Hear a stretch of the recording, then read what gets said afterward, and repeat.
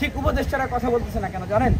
তার আরেকটা কারণ হলো তারা ভয়ে আছে, টেনশনে আছে যে যদি দেশে কোনো অস্থিতিশীল পরিবেশ তৈরি হয়, আওয়ামী লীগ যদি কখনো মাথাচাড়া দিয়ে ওঠে, যদি প্রশ্ন তোলে আরো 5 বছর 10 বছর করে, তখন তারা তো বিপদে পড়তে হবে। এই জন্য আওয়ামী লীগকে জোর করে হলেও এখন উপদেষ্টারা নির্বাচনে অংশগ্রহণ করাচ্ছে যে বাবা তোরা নির্বাচনে অংশগ্রহণ কর, এই আমাদের ইন্টারিমটাকে একটা বৈধতা দে, হ্যাঁ, এবং সামনের দিনে এটা নিয়ে যেন কোনো প্রশ্ন না ওঠে।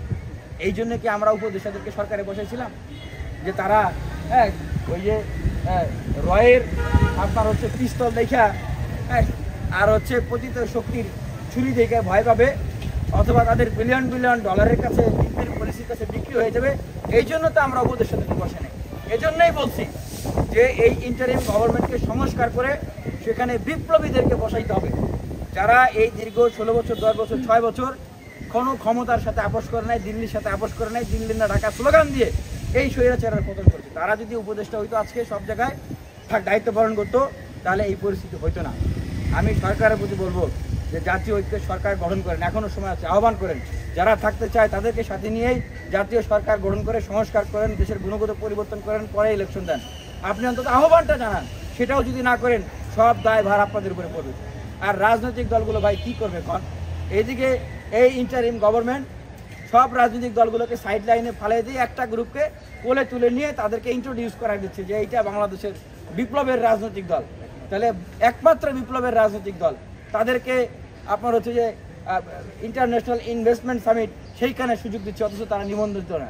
অন্য অন্য রাজনৈতিক দল তাদেরকে সুযোগ দিচ্ছে না, তাদেরকে বিভিন্ন গুরুত্বপূর্ণ প্রোগ্রামে ইনভাইট করতেছে, অন্যদেরকে ডাকতেছে না। তাদের জন্য আপনার নির্বাচন কমিশনের নিবন্ধনের ডেট বাড়াইতেছে। তাহলে অন্য অন্য রাজনৈতিক দলরা তারা ক্ষুব্ধ হবে না? স্বভাবতই তো ক্ষুব্ধ হবে।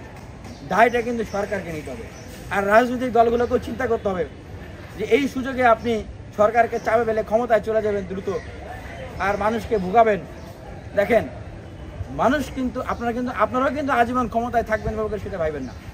এই সময় আপনাদের শক্তি আছে, সামর্থ্য আছে, লিডিং দেওয়ার সুযোগ আছে। আপনারা লিডিং দেন, সংস্কার করেন, সবাইকে সাথে নিয়ে তারপরে নির্বাচনের আলাপ দেন। তাহলে আপনারা দীর্ঘমেয়াদে মানুষকে বলতে পারবেন যে আমরা দেশের জন্য কিছু করেছি, যেটা আওয়ামী লীগ করে নাই। অন্যথায় আপনারা কয় বছর ক্ষমতায় থাকবেন? 5 বছর। এই 5 বছরের ভিতরেই দেখবেন আবার সংস্কারের আলাপ আসবে। তখন বলা হবে যে এরাও সংস্কারের কথা বলে ক্ষমতার পালাবদল হয়েছে, ক্ষমতায় গিয়েছে, কিন্তু জনগণকে নতুন বাংলাদেশের স্বাদ দেয়। আপনারা কিন্তু ক্ষমতায় থাকতে পারবেন।